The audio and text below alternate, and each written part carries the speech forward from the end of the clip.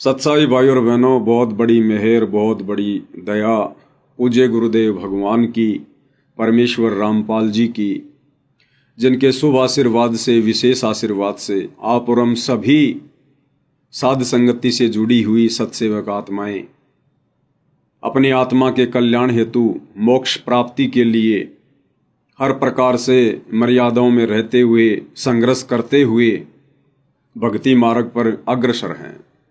और ये सब कुछ भाई और बहनों पूज्य गुरुदेव भगवान की असीम वीआईपी रजा के बिना संभव वर्तमान कलयुग में हो ही नहीं सकता। तो हम सभी सत्सेवक भाई बहन निसंशय निसंदेह ये कह सकते हैं कि वर्तमान में इस अखिल सृष्टि में, अखिल ब्रह्मांड में अगर पूर्ण ब्रह्म परमेश्वर, सारी कायनात के रचयिता कबीर देव सतगुरु रामपाल जी की अगर किन्हीं आत्माओं पर अखंड रजा है, असीम रजा है, तो वे आत्माएं केवल सत्सेवक भाई बहन है, सत्सेवक भाई बहन। और इस रजा को आप और हमने इसी प्रकार से मर्यादित भक्ति करते हुए, गुरु को परमेश्वर मानकर, ज्ञान को आधार बनाकर, उनकी महिमा करते हुए अंतिम श्वास तक बनाकर रखनी है। क्योंकि भाई और बहनों, ये हमारा असली धन है। परमेश्वर रामपाल जी हम भाई बहनों का असली धन है, असली धन। कबीरा सब जग निर्धना, धनवंता ना कोई, धनवंता सो ही जानिए जिसके पास राम नाम धन होय। तो नाम ही है परमात्मा, और कुछ नहीं है, शब्द ही है। पांच तत्वों में नहीं है परमेश्वर, पांचों तत्व तो इनके गुलाम हैं, इनके खवाश हैं। ये परमेश्वर नूरी है, शौद स्वरूपी है, अकाल मूरत है, घट घट में बसने वाला है, कण कण में रमने वाला है। हम नीचों को इस काल के लोक से निकालने के लिए जब जब ये परमेश्वर कबीर देव, परमेश्वर रामपाल जी धरती पर प्रकट होते हैं, तो इन्होंने एक चोला धारण करना पड़ता है। अपने तेज पुंज वाले शरीर से एक अन्य रूप धारण करना पड़ता है। और हम दो कोडी के प्राणी, काल की जेल में बंद प्राणी, हमारी बुद्धि हर तरफ से बंद होती है, चौपट होती है, काल ने खोखला कर रखा होता है। हमें ना भगवान की परिभाषा का पता होता है, ना भक्ति की परिभाषा का पता होता है। और हम अपनी अज्ञान सोच से उस तेज पुंज वाले नूरी शरीर में प्रकट परमेश्वर को अपने जैसा एक मानुष मान लेते हैं, एक व्यक्ति मान लेते हैं। और जब तक हमारे अंतःकरण में ये बात समाई रहेगी कि मेरे गुरुदेव मेरे जैसे एक जीव हैं, जैसे मैंने जन्म लिया ऐसे ही मेरे गुरुदेव ने भी जन्म लिया है, उनके माता पिता हैं, उनका भी शरीर पांच तत्व का है, जब तक हमारी ऐसी घटिया सोच बनी रहेगी, उस समय तक भाई और बहनों, सतगुरु की शरण में आने के उपरांत भी हम भाई बहन भक्ति के निकट भी नहीं होते हैं, निकट भी। इसलिए हमने ज्ञान को आधार बनाकर इन सभी पॉइंटों पर गहनता से विचार करना चाहिए। और हमने अतिशीघ्र अपने गुरुदेव को परमेश्वर के रूप में पहचान कर उनकी यथार्थ शास्त्र अनुकूल भक्ति विधि शुरू कर देनी चाहिए। और ये असीम रजा वर्तमान में सत्सेवक भाई बहनों के ऊपर बनी हुई है। तो भाई और बहनों, शॉर्ट वीडियो के ऊपर वीडियो बनाने की श्रृंखला जारी है। गुरुदेव भगवान के आशीर्वाद से, उनकी विशेष रजा से हम भाई बहन निरंतर अध्यात्म को समझते हुए भक्ति मार्ग पर आगे बढ़ रहे हैं। और सत्संग पूज्य गुरुदेव भगवान ने दिन रात एक करके, इतनी मेहनत करके, इतना संघर्ष करके सिर्फ और सिर्फ इसीलिए किए हैं कि सत्संग भक्ति की नींव है, फाउंडेशन है। अगर भगत ने सत्संग अच्छे से नहीं सुने, नहीं समझे, और समझने के बाद यदि सत्संगों पर अमल नहीं किया, अपने जीवन में परमेश्वर की वाणियों को नहीं उतारा, तो भाइयों और बहनों, फिर हम परमेश्वर की उसी वाणी की श्रेणी में आएंगे जिस वाणी में परमेश्वर कहते हैं कि भक्ति बिना नर और खर एक है, जिन हरि पद ना जाण्या, पूर्ण ब्रह्म की परख नहीं रे, पूज मरे पाषाणा। फिर हमारे में और गधे में कोई अंतर नहीं होगा। इसलिए परमेश्वर ने हमें जो ये अनमोल मनुष्य शरीर दिया है, 84 लाख योनियों से भिन्न, उस नारायण ने अपने जैसा हमें रूप दिया, शरीर दिया, नर रूप, और हमें विशेष बुद्धि प्रदान की है, सोचने समझने की क्षमता, चिंतन मनन करने की क्षमता, तर्क वितर्क करने की क्षमता, निष्कर्ष निकालने की क्षमता। तो हम इस मनुष्य शरीर में भरपूर फायदा उठाएं। अन्यथा परमात्मा स्पष्ट कर चुके हैं, अगर तुमने भक्ति नहीं की और मर्यादाओं में रहकर नहीं की, तो अंत में तुम्हारा भी ये मनुष्य शरीर 84 लाख योनियों में जितने भी जीव जंतु प्राणी हैं उनके जैसा ही होगा, यदि तुमने इस मनुष्य शरीर को प्राप्त करके और परमेश्वर की प्राप्ति नहीं की तो भाइयों और बहनों, शॉर्ट वीडियो के माध्यम से हम आगे बढ़ते हैं। तो भाइयों और बहनों, शॉर्ट वीडियो के माध्यम से अब हम पूज्य गुरुदेव भगवान के इस अध्यात्म को समझने का प्रयास करेंगे। वो तमाम जानकारियां प्राप्त करेंगे जिन जानकारियों के अभाव में हम लोग मर्यादा तुड़वा बैठते हैं, जिन जानकारियों के अभाव में हमारे ऊपर काल का दाव लग जाता है, जिन जानकारियों के अभाव में हर बार इस परमेश्वर की प्राप्ति होने के उपरांत भी हम ये मौका चूक जाते हैं मोक्ष वाला।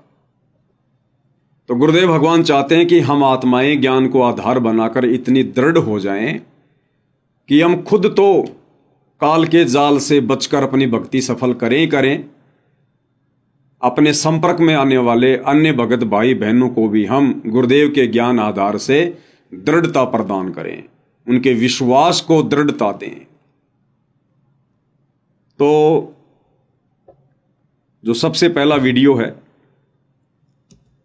इस वीडियो में पूज्य गुरुदेव भगवान अपनी तमाम संगत को, अपनी प्यारी आत्माओं को दिशा निर्देश दे रहे हैं कि सतगुरु से उपदेश प्राप्त करने के बाद एक भगत की रहनी करनी कैसी होनी चाहिए, भगत का जीवन कैसा होना चाहिए, उसका उठना बैठना बोलना चलना पहनना खाना पीना कैसा होना चाहिए। और गुरुदेव भगवान ने सत्संग में कहा है कि बच्चों, जो सत्संग किए जा रहे हैं इन सत्संगों में प्रथम कक्षा से लेकर पीएचडी तक का ज्ञान है, और जैसे जैसे जिस आत्मा की बुद्धि सत्संग सुनकर विकसित होती चली जाएगी, वो आत्मा उतना ही अनमोल खजाना इन सत्संगों में से निकालती चली जाएगी। तो परमेश्वर इस सत्संग में जो दिशा निर्देश दे रहे हैं वो दोनों ही प्रकार की आत्माओं के लिए दे रहे हैं। एक वो आत्मा जो अभी नई भक्ति मार्ग से जुड़ी है, 2, 4, 5, 6 महीने हुए हैं, और दूसरी वो आत्मा जिसको काफी लंबा समय हो गया सतगुरु के भक्ति मार्ग पर। तो परमेश्वर विशेष तौर पर माता बहनों के लिए आदेश दे रहे हैं हार श्रृंगार के विषय में, और गुरुदेव भगवान कह रहे हैं कि नाम दीक्षा लेने के बाद में माथे पर टिक्की लगाना, मांग में सिंदूर भरना, परमेश्वर ने बताया अब इन आडंबरों की कोई आवश्यकता नहीं रह जाती, क्योंकि आज से पहले हमें ज्ञान नहीं था, हमें यथार्थ भक्ति प्राप्त नहीं थी और हम सामाजिक परंपराओं में फंसे हुए थे। कोई हमें बताने वाला था ही नहीं कि सही क्या है, गलत क्या है, ये क्यों करते हैं, क्यों नहीं करते हैं, इनका क्या रीजन है। और हम लोग एक परंपरा के तहत इस वजन को गधे की तरह ढोते चले आ रहे थे। अब परमेश्वर ने अपना यथार्थ तत्व ज्ञान देकर हमारे वजन को हल्का किया है। तो गुरुदेव भगवान माता बहनों को आदेश दे रहे हैं कि उपदेश प्राप्त करने के बाद में ये टिक्की लगाना, सिंदूर भरना, इन चीजों की कोई आवश्यकता नहीं है। सिंदूर भरने से सामाजिक परंपरा के अनुसार जो पाखंड हमारे नकली धर्म गुरुओं ने समाज में फैला रखा है कि मांग में सिंदूर भरने से औरत का सुहाग अमर होता है, लेकिन परमेश्वर ने इस बात का खंडन किया कि सुहाग तो अमर उस समय रहेगा जब आप यथार्थ शास्त्र अनुकूल भक्ति करोगे। उसके बाद औरत से पहले उसके पति की मृत्यु नहीं होगी। ये परमेश्वर ने विधान बताया। सतयुग में ऐसा ही होता था, क्योंकि सतयुग में सभी यथार्थ भक्ति करते थे, वेदों के अनुसार भक्ति करते थे, एक ओम नाम की साधना करते थे और वेदों के अनुसार धर्म कर्म किया करते थे। तो वेदों के अनुसार भक्ति करने के चलते सतयुग में औरत कभी भी विधवा नहीं होती थी, यानी कि स्त्री से पहले कभी भी उसके पति की मृत्यु नहीं हुआ करती थी। और उस समय ना वो स्त्रियां अपनी मांग में सिंदूर भरा करती थी, ना कोई टिक्की लगाया करती थी। और जैसे जैसे भक्ति का स्तर नीचे गिरता गया, आज आम समाज में 90% माता बहनें अपनी मांग में सिंदूर भी भरती हैं, माथे पर टिक्की भी लगाती हैं, करवा चौथ का व्रत भी करती हैं कि मेरे पति की लंबी आयु हो। लेकिन उसके बावजूद भी वही होता है जो उनके भाग्य में लिखा होता है। अगर उसके पति की अकाल मृत्यु लिखी है तो उसके माथे पर टिक्की लगाने से, मांग में सिंदूर भरने से या करवा चौथ के व्रत को करने से उसके पति की रक्षा नहीं हो सकती। ये केवल एक झूठी परंपरा है, एक गलत धारणा है। तो सतयुग में जो वेदों के अनुसार साधना करते थे, तो उस समय ऐसी कोई भी आपत्ति उस परिवार पे नहीं आती थी। तो गुरुदेव भगवान कह रहे हैं कि आप चाहो तो टिक्की या सिंदूर में से कोई एक चीज लगा सकती हो, क्योंकि यह केवल इस बात की निशानी है कि आप शादीशुदा हो, बस। और फिर आगे चलकर गुरुदेव ने कहा इसी सत्संग में कि जब आपको ज्ञान हो जाएगा, जब आप अपने गुरुदेव के सत्संग सुनोगी और ज्ञान से परिचित होती चली जाओगी, उसके बाद में एक वस्तु की भी आवश्यकता नहीं पड़ेगी, ना माथे पर टिक्की लगाने की और ना मांग में सिंदूर भरने की, क्योंकि हमें पता चल जाएगा कि परमेश्वर की भक्ति करेंगे तो हमारे घर में, परिवार में कभी कोई आपत्ति नहीं आएगी, कोई संकट नहीं आएगा। हमारे परिवार में कभी किसी की अकाल मृत्यु नहीं होगी। तो क्या आवश्यकता फिर हमने ये आडंबर करने की, पाखंड करने की। तो भाई और बहनों, यदि हमने भक्ति सफल करनी है तो हमने पूज्य गुरुदेव भगवान के नक्शे कदम पर चलना पड़ेगा। उनकी प्रत्येक सत्संग रूपी आज्ञा का हमने दृढ़ता के साथ में पालन करना पड़ेगा। तो क्या कह रहे हैं पूज्य गुरुदेव भगवान, एक बार उन्हीं के मुख कमल से हम सुन लेते हैं। पतिव्रता और सुहेलड़ी सेवन अधिक अपार, पतिव्रता भाव नहीं ये चूम चटक श्रृंगारे।